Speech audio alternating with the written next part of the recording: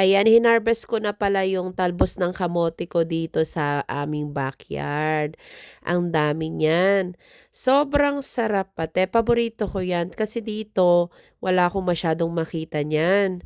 Kaya nagtanim ako nung nabili ko sa Footscray, tinanim ko yung tanglad. Ayan, ibinalik ko 'yan sa taniman ko. Tapos ayan, for the hugas na tayo ng gulay kasi galing 'yan sa backyard.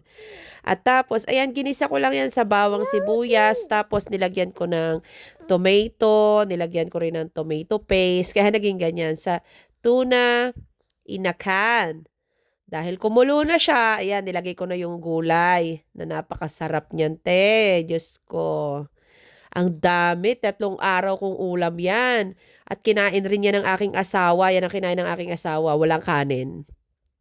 Oh, 'di ba, look masarap? Oh. Paborito ko yang gulay na 'yan, kaya 'pag ako may nakita niyan talaga, ay talaga naman. O siya, kain na tayo. Sumandok na pala ako ng kanin. O 'di kainan na tayo. Napakasarap talaga, te. Kung gusto mo, luto ka rin.